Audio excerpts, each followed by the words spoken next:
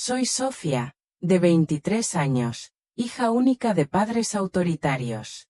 Esa noche, cuando me crujieron los dientes bajo el puñetazo de mi padre por defenderme, mi madre sonrió levemente y dijo: «Eso te pasa por inútil».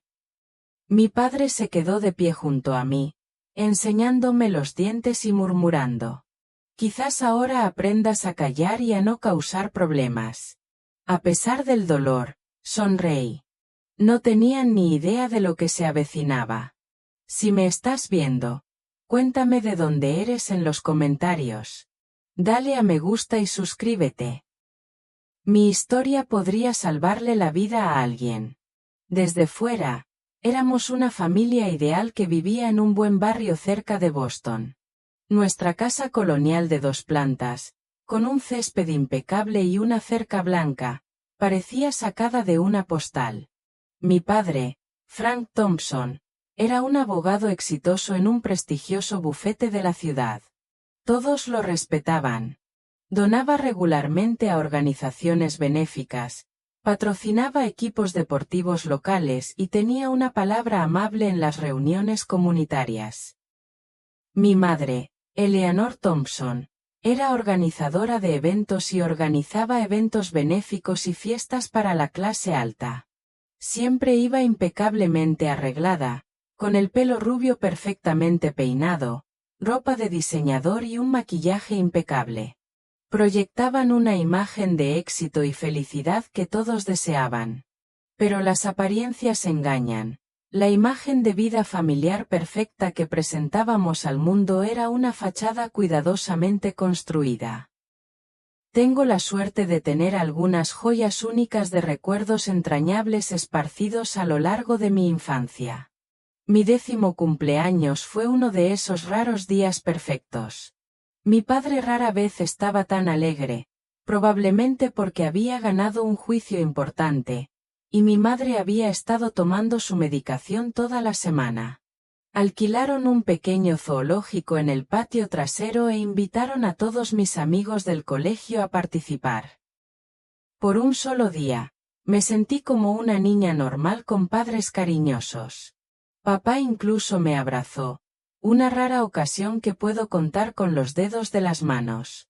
Otro recuerdo valioso son las únicas vacaciones en la playa que tomé a los 12 años. Pasamos una semana en Cape Cod, y durante 7 días, la presión y el estrés parecieron desvanecerse en el aire salado del océano. Papá dejó el teléfono del trabajo en la habitación del hotel. Mamá sonrió con sinceridad en lugar de las típicas sonrisas falsas. Todas las mañanas recogía conchas, y papá y yo construíamos un elaborado castillo de arena que resistió las olas durante 2 días. Guardaba una concha de vieira dorada en el cajón de mi escritorio para recordarme que la vida podía ser diferente. En la escuela, sacaba solo sobresalientes. Tenía que hacerlo. Menos me habría acarreado consecuencias nefastas que intentaba evitar a toda costa. Pero mi pasión era escribir. Llevaba un diario lleno de historias, poemas y sueños de otras vidas. Escribía sobre tierras lejanas que algún día visitaría, imaginando personajes lo suficientemente valientes como para defenderse. Mis profesores de inglés siempre elogiaban mi trabajo, pero nunca se lo enseñé a mis padres. Mi instinto me decía que lo verían como una amenaza, una señal de que tenía pensamientos y sueños que escapaban a su control. Soñaba con ir a la universidad lejos de casa. La Universidad de Nueva York era mi primera opción por su prestigioso programa de periodismo y su ubicación a cientos de kilómetros de Boston. Me imaginé caminando por Greenwich Village, mezclándome con la multitud, volviéndome anónima, finalmente libre para ser quien quería ser. Busqué becas a escondidas en la biblioteca del colegio, sabiendo que mi padre jamás pagaría mi escape. Olivia Bennett, mi única amiga que sabía algo de mi vida familiar, era mi apoyo. Nos conocíamos desde 7º grado, cuando ella se cambió de escuela por primera vez, antes de que yo aprendiera a ocultar las cosas tan bien. Me pilló llorando en el baño un día después de que mi padre tirara mi colección de arte, pensando que era inútil. Olivia no me presionó para que le contara detalles, no estaba lista para compartirlos, pero su silencioso apoyo me mantuvo con los pies en la tierra. Nos quedábamos a dormir cuando podíamos, y los pequeños momentos de normalidad me recordaban cómo era una familia de verdad. Sus padres eran amables, gentiles y discutían con respeto, nunca gritaban ni pegaban como los míos. El marcado contraste me hizo comprender aún más mi dolor. Mi profesora de inglés de 11º grado, la señora Harrison, fue la primera adulta en notar algo en mis escritos que reflejaba una oscura verdad. Después de leer mi tarea de escritura ficticia, me invitó a quedarme después de clase. «Tienes un talento increíble, Sofía», dijo con los ojos llenos de preocupación. «La emoción en tu escritura es tan real. Sabes que puedes hablar conmigo si lo necesitas». Asentí, pero no dije nada, no estaba lista para revelar la verdad. Reconocerlo sembró en mí la esperanza de que las palabras podían ser una vía de escape. Me volví experta en crear una fachada pública que no revelara mi dolor privado. Sonreía en los momentos adecuados, participaba en las actividades extracurriculares justas, mantenía una distancia social segura para no despertar sospechas, pero sin acercarme demasiado. Era amigable, pero no íntima, con la mayoría de mis compañeros. Se convirtió en una costumbre asistir a los eventos escolares y excusarme temprano con excusas educadas. Me volví invisible de la manera más llamativa posible, mezclándome con la multitud. Mi mente tejió elaborados sueños de libertad, imaginando salir por la puerta a los 18 años y no mirar atrás. Soñaba con un apartamento pequeño y bullicioso donde los vecinos no supieran mi nombre ni les importara cuando entraba o salía. Un lugar donde podía hablar sin medir mis palabras, reír sin miedo, ser yo mismo sin tener que escuchar el ambiente que me rodeaba. La realidad era más complicada. Aunque soñaba con escapar, entendía las cadenas invisibles que me mantenían en esa casa. La dependencia financiera, el miedo aprendido hace tiempo y el susurro inquietante de que mis padres podrían tener razón sobre mí. Tal vez era desagradecido. Tal vez merecía las palizas. Tal vez era peor afuera. Pero la esperanza es lo más perdurable, creciendo en los lugares más oscuros, alimentada por pequeños resquicios de luz. Y protegí esa pequeña llama ferozmente contra cada viento feroz que casi la extinguió. Un día, sería libre. La primera señal de que mi casa no era como las demás casas llegó a los 14 años. Siempre había sentido la diferencia, la tensión tóxica que se cernía sobre la casa, pero ese día fue un punto de inflexión.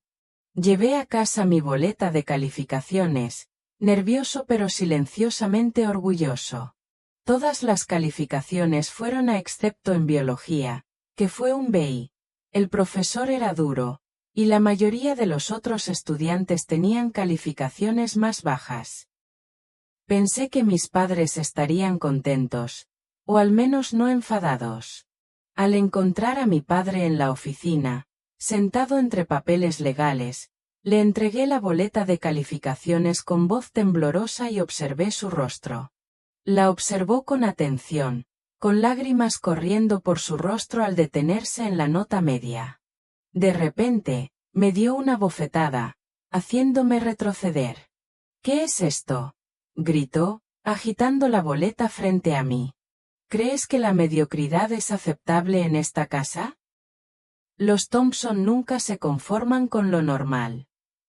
Mi madre apareció en la puerta, al oír el alboroto. No me defendió, solo negó con la cabeza. «Tienes que esforzarte más, Sofía», dijo con frialdad. «No me decepciones». Esa noche, lloré en silencio sobre la almohada, con cuidado de no emitir ningún sonido. El dolor no provenía de las heridas físicas, sino de darme cuenta de que mi madre no me protegería. Sabía que estaba completamente sola en mi propia casa. El control se intensificó después de eso. Mi padre empezó a revisar mi teléfono con frecuencia, a leer mis mensajes, a escuchar mis llamadas. Instaló un software de control parental para saber cada sitio web que visitaba. El toque de queda era inmutable: 6 de la tarde entre semana, 8 de la tarde los fines de semana, sin excepciones. Censuraba a mis amigos, prohibiendo la entrada a cualquiera que considerara indigno o de su familia. Un momento vergonzoso fue cuando estudiaba en grupo en casa de Olivia. Éramos 5 sentados alrededor de una mesa cubierta de libros y mantelería. De repente, mi padre apareció en la puerta, siguiendo mi teléfono, ignorando las señales sociales y diciéndome que me fuera a casa inmediatamente. Mis compañeros me miraron en silencio, con la cara roja de vergüenza. «Te dije que pidieras permiso antes de hacer nada», dijo en el coche. «Los grupos de estudio son solo para chismear y perder el tiempo». «Papá, estoy intentando estudiar». «La señorita Peterson me ha asignado un proyecto», le expliqué. «No discutas», espetó. «Tus notas son tu responsabilidad. No menciones grupos ni compañeros. Estudiarás en casa, donde puedo comprobarlo». Esa noche, empecé un diario secreto. Tomé mis cuadernos de la escuela y bajé el plano de mi habitación para ocultarlos. La página era la única amiga con la que podía ser completamente honesta. Escribí todo lo que no podía decir: mi dolor, mis miedos, las injusticias grandes y pequeñas. El diario se convirtió en un ancla mental que solo yo conocía. Conté historias de reglas injustas, sueños de escape y cada detalle de las palizas cada vez más violentas. Aprendí a mentir bien, inventando historias para explicar moretones y ausencias frecuentes. Aprendí a fingir una sonrisa cuando me negaba a asistir a fiestas de cumpleaños alegando razones familiares cuando en realidad solo estaba siguiendo las órdenes de mi padre de quedarme en casa. Sabía cómo cubrirme las mangas largas en verano y maquillarme para disimular alguna aparición ocasional. Interpretaba el papel de una chica normal tan bien que a veces creía que era real. Una noche, me desperté con el sonido de una discusión en la habitación de mis padres y oí a mi madre sollozar, dijo mi padre en voz baja y amenazante. Al confirmar la bofetada, las lágrimas de mi madre se ahogaron aún más. En ese momento, supe que mi madre no solo estaba indefensa, sino también era una víctima. Eso no la excusaba por ser cómplice, incluso por abusar de mí a veces. Pero sí me ayudó a comprenderla un poco mejor. Estaba atrapada en su propio camino. Este hecho aumentó mi miedo. Si mi madre, una adulta con más opciones que yo, no podía escapar, ¿qué esperanza tenía yo? Por primera vez, pensé en escapar. Busqué albergues para personas sin hogar en línea en el ordenador del colegio, por si me descubrían. Pero la realidad era demasiado terrible. No tenía dinero ni a dónde ir, y mi padre, con sus contactos legales, podía encontrarme, llevarme de vuelta y empeorar las cosas. Así que decidí seguir adaptándome para sobrevivir como una criatura que prospera en un entorno hostil. Desarrollé una sensibilidad extrema para percibir el estado de ánimo de mi padre a través de las señales más pequeñas. La forma en que colocaba las llaves, el ritmo de sus pasos en las escaleras. Sabía cuándo evitarlo, cuándo limpiar la casa a fondo y cuándo la rara ventana de la caja fuerte estaba abierta. La vigilancia constante era agotadora, pero necesaria para salvarme la vida. Mi madre se volvió cada vez más errática. Algunos días era casi amable, dándome comida extra, avisándome cuando mi padre estaba enojado. Otros días me odiaba como a un enemigo, escrutando cada uno de mis movimientos, con un tono de voz como si fuera un capullo molesto. No sabía cómo la encontraría ese día. A medida que crecía, la esperanza de incluso la más mínima mejora crecía. Cuando cumplí 16 años, deseé menos presión, que mis padres reconocieran mi madurez. Ese sueño ingenuo no se hizo realidad. El cumpleaños transcurrió tranquilamente, sin fiesta. Papá estaba de viaje de negocios. Mamá estaba en cama con dolor de cabeza, que poco a poco comprendí que se debía a su bebida a escondidas. Olivia me dio pastelitos iluminados con velas en el baño, donde estaba prohibido encender el fuego. Ese pequeño gesto y la amistad significaron más para mí que la fiesta. Esa noche, escribiendo en mi diario, me prometí a mí misma que sobreviviría 2 años más. Terminar la escuela, conseguir una beca, y luego encontrar la manera de salir. Estaba decidido a no dejar que nadie me doblegara. A los 17, la presión estaba en su punto máximo, exámenes nacionales, solicitudes de ingreso a la universidad, planear mi futuro.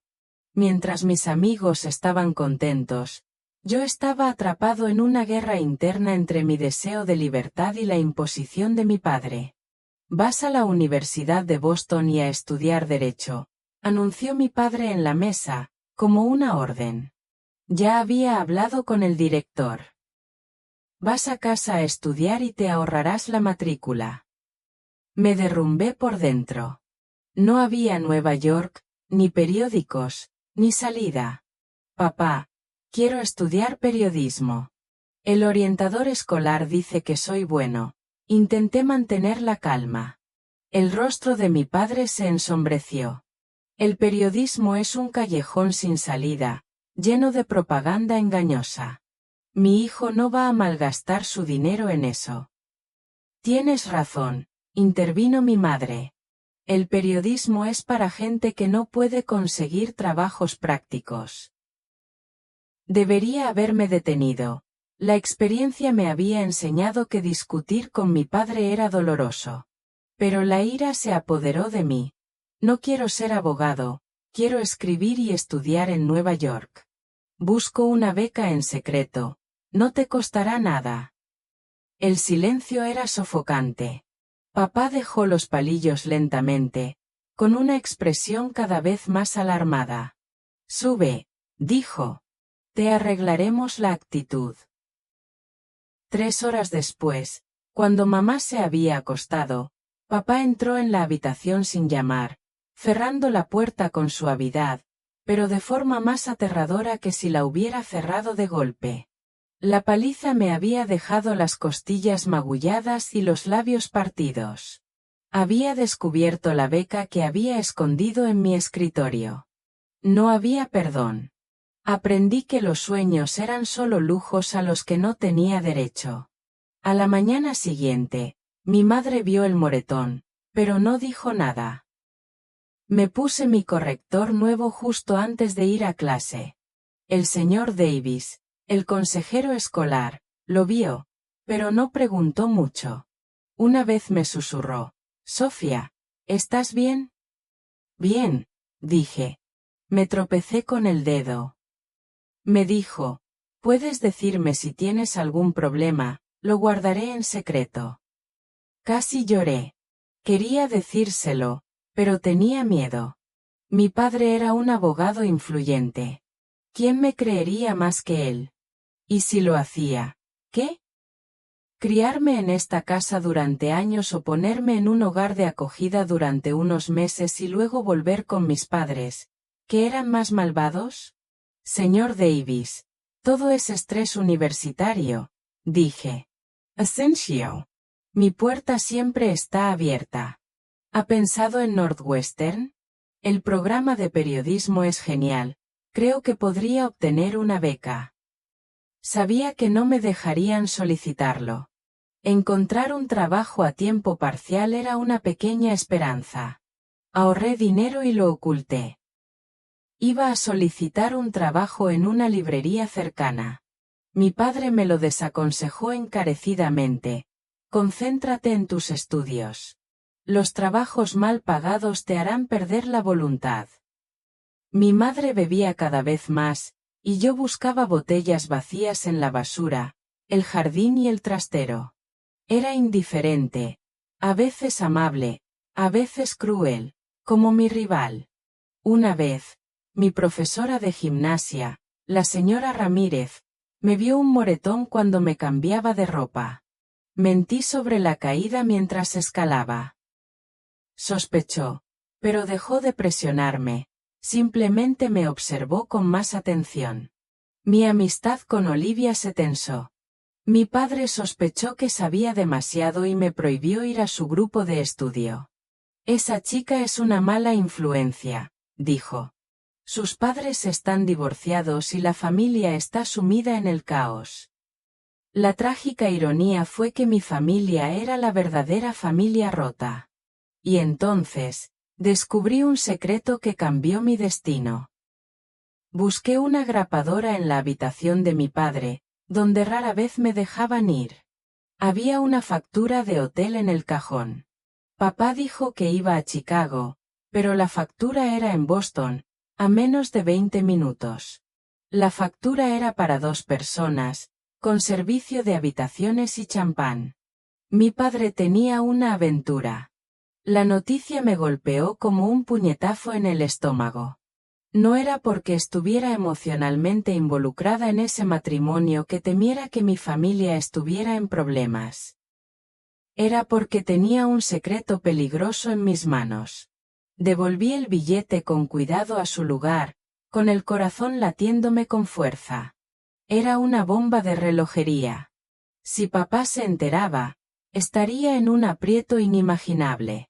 Lo escribí todo en mi diario, lo escondí en un libro sin huecos en la estantería y lo cerré bien. No era un arma, era un seguro en un mundo donde no tenía ningún poder. No sabía cuándo lo necesitaría, pero al menos sentía que tenía algo de poder en mis manos. A medida que se acercaba el último año, la presión se hacía más pesada. Papá destruyó gradualmente mi plan de escape. Pero el diario se hacía más grueso cada día, registrando las heridas y las palabras dolorosas. En el fondo, sentía algo más. No miedo, tristeza ni resignación, sino una ira feroz que me sacó de la desesperación. Se suponía que el día de la graduación sería un triunfo. Mantuve mi promedio de 4.0, fui aceptada en la Sociedad de Honor y recibí reconocimiento por mi escritura.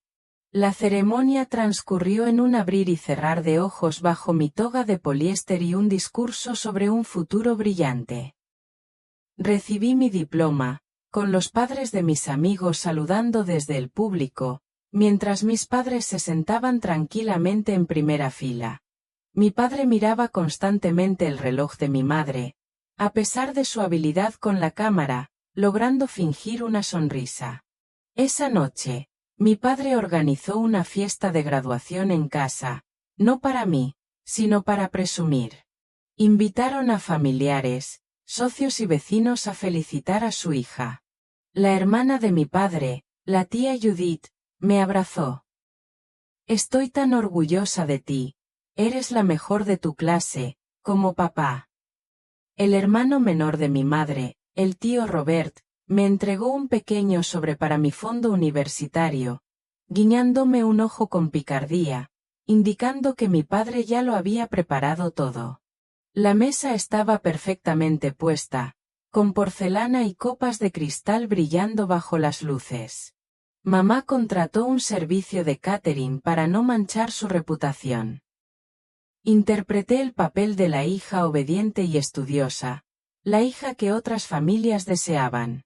Papá anunció que felicitaba a su hija por entrar a la Universidad de Boston para estudiar Derecho, heredando la tradición familiar. Los invitados me felicitaron, pero nadie notó el temblor de mis manos al levantar mi copa para brindar.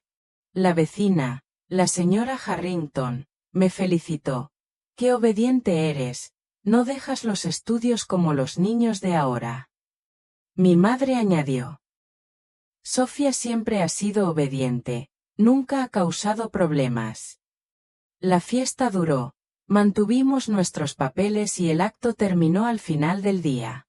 Recogí el pastel, mamá subió borracha a su habitación. Papá se quitó la corbata, sirvió vino y se quedó mirándome trabajar. Déjalos en paz, dijo, el servicio de limpieza llegará pronto. Me armé de valor para hablar de la universidad. Papá, no entré a la Universidad de Boston. Entré a la Universidad de Nueva York con una beca parcial. Quiero estudiar periodismo. Silencio.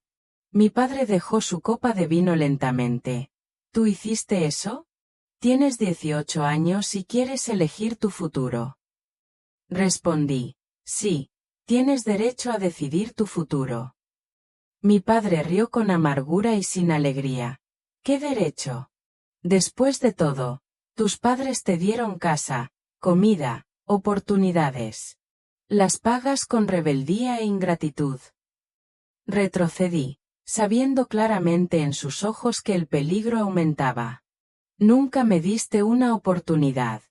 Solo construiste una prisión. Nunca me preguntaste qué quería, quién era. Simplemente lo decidiste todo, respondí. La ira de mi padre se transformó, rugió y me golpeó con un puño tan fuerte que me rompió la cara. Intenté protegerlo, pero él era más fuerte. La ira acumulada durante tanto tiempo se desbordó. Aprenderé como quieras, gritó, golpeándome de nuevo. Con sangre en la boca, la cabeza dándome vueltas, intenté evitar la herida. Mi madre se quedó en la puerta, sin importarle nada, riendo secamente como si hubiera estado borracha. Solo la gente inútil acepta eso. Papá jadeó, ajustándose los puños de la camisa, como si hubiera cumplido su misión. Aprenderás a estar callada, te llevaré al baño para que te asees.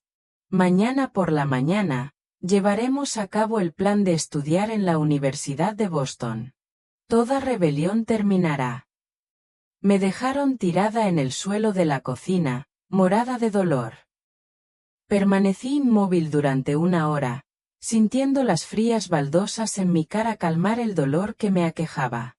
Finalmente, me arrastré hasta el baño.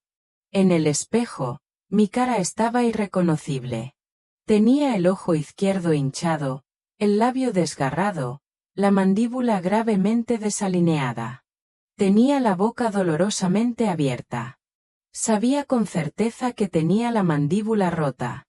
Mis padres no me llevaron al hospital. Pensaron que me quedaría callada.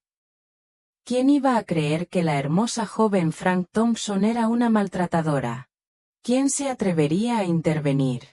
Me arrastré de vuelta a mi habitación, con el dolor desgarrando mis nervios. No lloré de dolor, las lágrimas no podían fluir.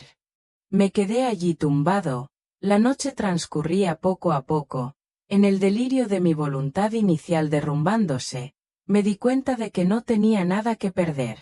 El dolor insoportable, junto con la mandíbula rota, me trajo claridad. Estaba derrotado, pero no roto. Sonreí a pesar del dolor. Creyeron haber ganado, pero se equivocaron. El cruel final comenzaba allí. Tenía que sobrevivir a la noche. 2 semanas después, estaba aturdido por el dolor. Mi mandíbula aún no había sanado, y mi padre seguía diciendo que me había caído por las escaleras. Mi madre me dio analgésicos de venta libre que no surtieron efecto. Viví el día bebiendo líquidos con una pajita, incapaz de masticar ni hablar en voz alta. El dolor penetraba profundamente, despejando mi mente. Durante ese tiempo, planifiqué meticulosamente. Reconecté con Olivia a pesar de que me habían confiscado el teléfono, y convencí a mi madre de que me llevara a la biblioteca. Allí, creé un nuevo correo electrónico pidiéndole ayuda a Olivia sin revelar detalles. Respondió de inmediato, sin dudarlo, con amor incondicional. Tomaba notas todos los días con una cámara vieja, grabando las heridas que sanaban. Escribí un diario nuevo, más detallado, escondido en un libro en blanco. Compré una grabadora, grabando las amenazas de mi padre y los comentarios de apoyo de mi madre. Al oír a mi padre amenazar, «Te voy a romper algo más que la mandíbula», me quedé paralizada, al darme cuenta del monstruo con el que había estado viviendo toda mi vida. 3 semanas después de graduarme, fui a ver a la señora Harrison, mi profesora de inglés de verano en el centro comunitario. Cuando me vio, se sorprendió al ver que todavía tenía la cara hinchada. Le conté toda la verdad. Me tomó de la mano y dijo que había reconocido algo en mi letra, pero que no esperaba que fuera tan grave. «¿Por qué no me lo dijiste antes?», preguntó. «Tenía miedo», confesé. Miedo de ser abandonada, miedo de que mi pequeño padre mágico empeorara las cosas. La señora Harrison me ayudó a reunirme con una abogada especializada en ayudar a víctimas de violencia doméstica, la señora Sarah Jenkins, que había escapado de un matrimonio abusivo. Me organizó una reunión secreta, revisó las pruebas y me informó sobre mis opciones desde que tenía 18 años. Me ayudó a solicitar una orden de alejamiento de emergencia contra mi padre en cuanto salí sano y salvo. Cuando le conté sobre mi padre, descubrió que estaba siendo investigado por violaciones a la ética legal, malversación de fondos de clientes, conflictos de intereses. Su situación era aún más peligrosa a medida que su poder se debilitaba. Gracias a los contactos de la señora Harrison, me aceptaron en el programa de periodismo de la Universidad de Nueva York a pesar de presentar mi solicitud tarde, junto con una beca para estudiantes necesitados. El decano dijo que mi ensayo era uno de los documentos más conmovedores que habían leído y querían ayudarme. Olivia fue un apoyo incondicional. A través de la biblioteca, nos comunicamos para planificar nuestra fuga. Me envió mis cosas y mantuvo el plan en secreto en casa para que pudiera prepararme. Sacaba cosas poco a poco cada vez que iba a la biblioteca, dejándolas en una estantería vacía en un rincón donde no había cámaras. A medida que se acercaba la hora de partir, me enteré de que mis padres estaban planeando una fiesta de cumpleaños para el 15 de julio, con muchos invitados. Esta convención era el lugar perfecto para atacar, pero mi padre no se atrevió a atacar debido a la cantidad de testigos. Preparé todo, la señora Sara completó los documentos legales y esperó para entregarlos. La bolsa con los regalos estaba escondida en casa de Olivia. La señora Harrison le pidió a una amiga que me llevara a Nueva York más tarde. La noche anterior, no pude dormir por los nervios. Me quedé junto a la ventana viendo cómo las calles se despertaban temprano. Afuera, todo seguía igual. Pero dentro de casa, un terremoto estaba a punto de ocurrir. Llegó el cumpleaños de papá y el clima era tan hermoso como lo habían planeado. Mamá dirigió al personal, arregló las flores, limpió la plata para que brillara. Papá estaba ocupado trabajando, aceptando todas las críticas sobre los detalles, y luego cerró la puerta. Los invitados llegaron poco a poco. Compañeros de oficina, hermosas esposas con vestidos caros, vecinos con vinos caros en las manos. Me vieron crecer sin ver ningún moretón en mi cara. Llevaba el vestido azul claro que mi madre había elegido. Mi cabello cubría las marcas de la herida. Sonreí. Saludé en el momento oportuno, haciendo el papel de buena hija. La cena duró varios platos. Mi padre habló con habilidad para beneficio del cliente. Mi madre estaba más seria que de costumbre, riéndose de las bromas de los invitados. Cuando el socio principal, Howard Fitzgerald, levantó su copa para brindar por mi padre, yo alcé mi vaso de agua para saludar el brindis. ¿Y si lo saben todo? Mi padre abrió su regalo, sin esperar que yo también tuviera uno. Di un paso adelante lentamente. Papá, tengo un regalo para ti. Con voz firme.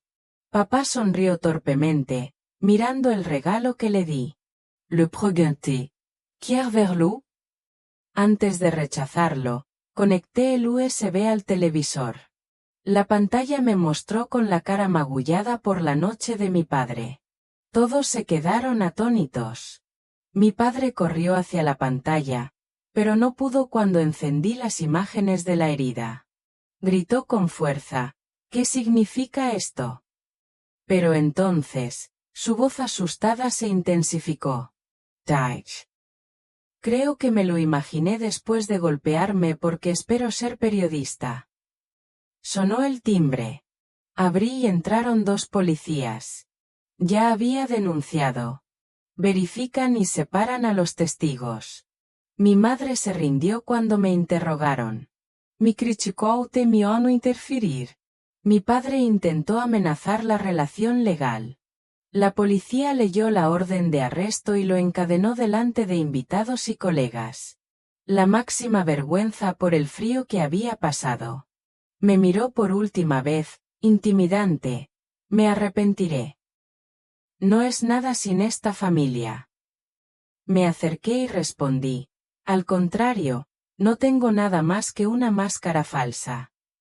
Los invitados se marcharon en silencio, conmocionados. La fiesta se olvidó.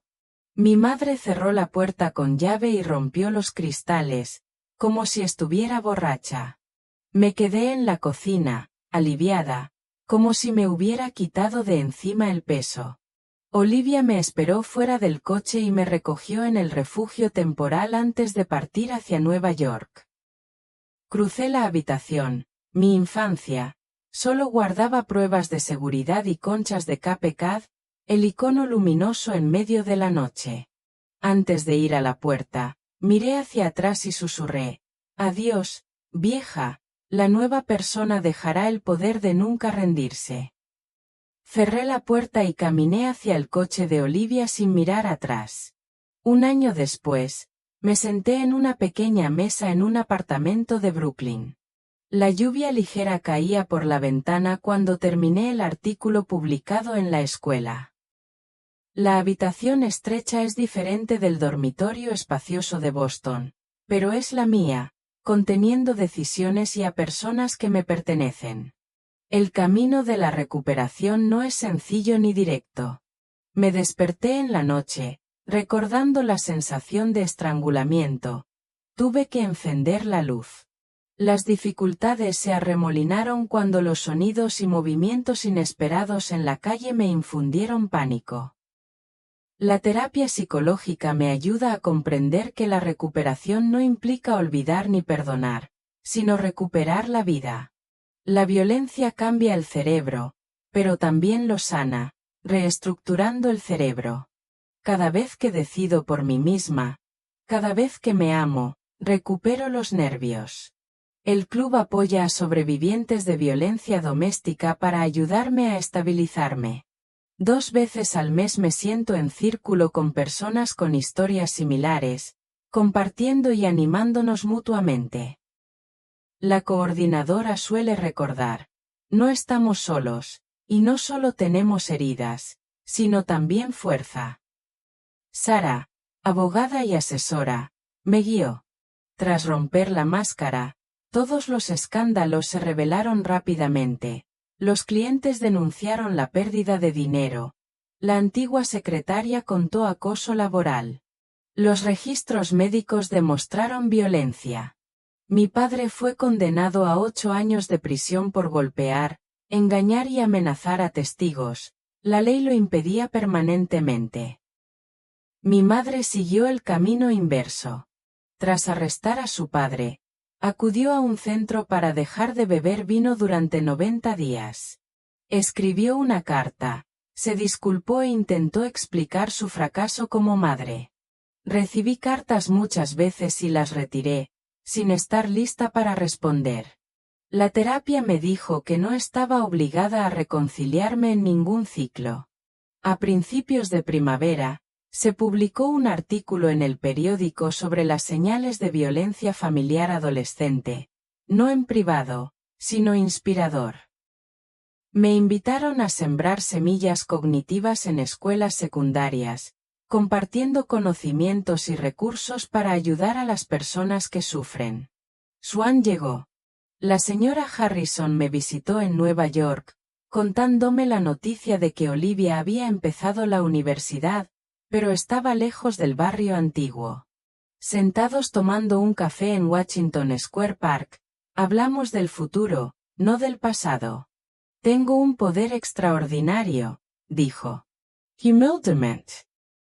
Simplemente haz lo que tengas que hacer para sobrevivir. Ella respondió. Es el poder de hacer lo que sea necesario, sin importar lo difícil que sea. El señor Davis, un antiguo asesor escolar, me envió un correo electrónico arrepentido y orgulloso de que me hubiera salvado. Tienes una valentía extraordinaria. Gracias a tu lección, he cambiado la forma de ayudar a los estudiantes. En Nueva York, creé una relación nueva pero duradera. En la habitación, Zoe, como una hermana, sabía cuando necesitaba privacidad y cuando no estaba aislada. Ethan, compañeros de fotografía, se convirtió gradualmente en mi amante. Todo fue lento, respetando los límites, compartiendo mi historia completa después de 6 meses de conocernos. Me escuchó sin juzgarme, sin compasión. Simplemente dijo, gracias por creer en mí. La compensación civil y las becas me ayudan a estabilizarme financieramente, a concentrarme en estudiar y a sanar. Fundé un pequeño fondo para ayudar a jóvenes a escapar de la violencia, llamado Next Chapter, enfatizando que la supervivencia no es el fin. Cuando me senté en el escritorio, cuando terminó la lluvia, reflexioné sobre todo. Dolor verdadero, daño profundo, cicatrices visibles e invisibles en las personas. Pero también aporto mi fuerza e inteligencia de las amargas experiencias, una profunda comprensión de la crueldad humana y la resiliencia. El verdadero poder no reside en controlar a otros como mi padre, sino en recuperar la vida. No en apagar tu voz, sino en encontrarla y usarla. No en generar miedo, sino en superarlo. Mi mandíbula está sana, ligeramente desviada por la última violencia, pero ahora la uso para contar historias significativas, luchando por quienes aún viven en la situación que yo viví. Publiqué el artículo y abrí la ventana para recibir el aroma de la ciudad. El mañana podría ser más difícil, quizás algo nuevo, podría ser el siguiente paso largo de la sanación. Pero por primera vez en mi vida, no temía el futuro. Sé que soy capaz de sobrellevarlo. ¿Alguna vez has reconstruido tu vida o te has descubierto a ti mismo en momentos difíciles? Quiero escuchar tu historia. Si esta historia te llega al corazón, por favor, apóyala y compártela para que otros sepan que no están solos. Gracias por escuchar y recordar que el pasado no define tu futuro.